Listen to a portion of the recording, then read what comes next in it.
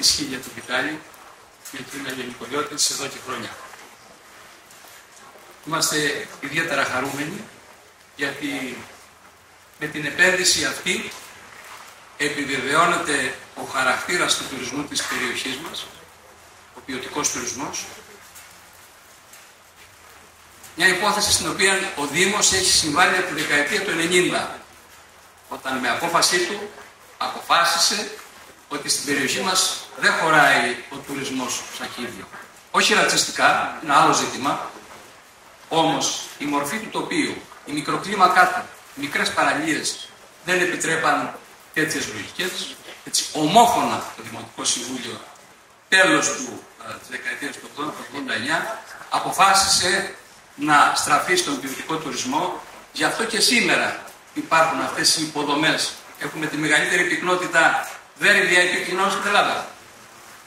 Τούτη εδώ η επένδυση είναι η επιβεβαίωση το ότι οι επενδυτές αναγνωρίζουν αυτή την προσπάθεια που γίνεται συνολικά για ποιοτικό τουρισμό. Είναι σημαντικό επίσης γιατί έρχεται να συμπληρώσει τμήματα της συνολικής του ποιοτικού τουρισμού που δεν υπήρχαν μέχρι σήμερα και που αρχίζουν να φαίνονται. Ξεκινάει με μια μαρίνα η οποία θα είναι πράγματι στολίδι της περιοχής. Από την 1η Ιανουαρίου του 2014 που ανέλαβα δήμαρχος, στην πρώτη μας επαφή με τον Βιτάλη και τους συνεργάτες του, η αγωνία μας ήταν, επειδή εδώ η περιοχή είναι το μπαλκόνι του Αγίου Νικολάου, αυτό το οποίο θα προκύψει να είναι αυτό που ταιριάζει στον τόπο. Έντονες κλήσεις, φαίνεται από το δρόμο της Ιτίας, άρα θα πρέπει να είναι κάτι το οποίο να σέβεται το περιβάλλον, να σέβεται τον πολιτισμό της περιοχής. Και νομίζω ότι μέχρι τώρα στις κουβέντες που κάναμε το κατάλαβε, εξάλλου το είχε δεχτεί ο ίδιος ότι προς τα εκεί πρέπει να κατευθυνθούμε.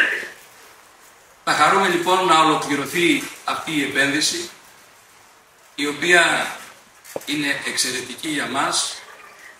Συμβαίνει σε μια στιγμή που πετύχαμε μετά από πολύ μεγάλο κόπο η χρηματοδότηση των δικτύων ίδρυυσης με 25 εκατομμύρια για να μπορούμε να δίνουμε παραπάνω νερό, γιατί από τη ΔΕΙΑ μας η βεβαίωση που είχαμε δώσει ήταν 150 κυβικά νερό την ημέρα. Σε αυτή την επένδυση τι να κάνουν τα 150 κυβικά νερό.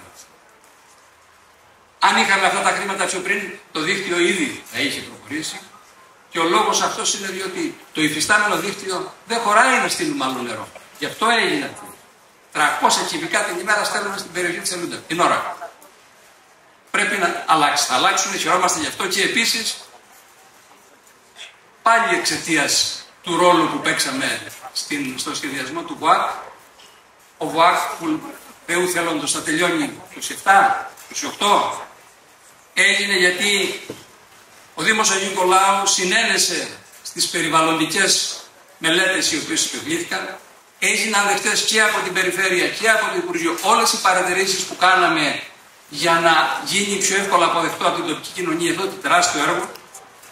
Και έτσι, μαζί με το αεροδρόμιο που και αυτό εκεί κοντά θα τελειώνει, νομίζω ότι το πλάνο της επένδυσης είναι να τελειώνει εκεί κοντά, 27-28, θεωρώ εξαιρετικές συγκυρίες αυτές, γιατί όλα αυτά θα αλλάξουν συνολικά την εικόνα μας. Θέλω να ευχαριστήσω τον Βιτάλη, γιατί με τον τρόπο που κινήθηκε και διαχειρίστηκε το θέμα όλα αυτά τα χρόνια, πάντα σε συνεργασία μαζί μας, έδειξε την ευαισθησία του και έδειξε ότι πράγματι αξίζει τον κόπο να του αποδώσουμε την υπηκότητα του Έλληνα, γιατί πράγματι το νιώθει και το υλοποιεί.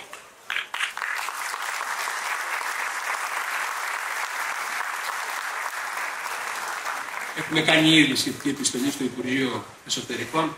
Ελπίζουμε οι υπουργοί μας και οι υπόλοιποι βουλευτές να βοηθήσουν, γιατί πράγματι μέσα από τέτοιες ελληνοποιήσεις δεν μένουμε στις χρυσές βίζες, μένουμε στις πραγματικές βίζες, γιατί αυτοί οι άνθρωποι ξεκίνησαν όλη αυτή τη διαδικασία πριν καν θεσμοθετηθούν τέτοιες διαδικασίες.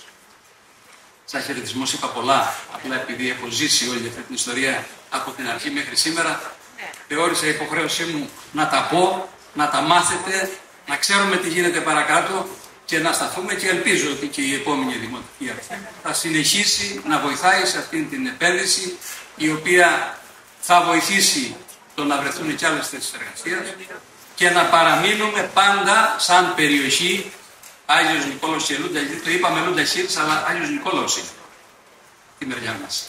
Δεν έχει σημασία. Είμαστε μια περιοχή. Γιατί έτσι πρέπει να είναι και να προχωρήσουν παρακάτω. Ευχαριστώ πολύ.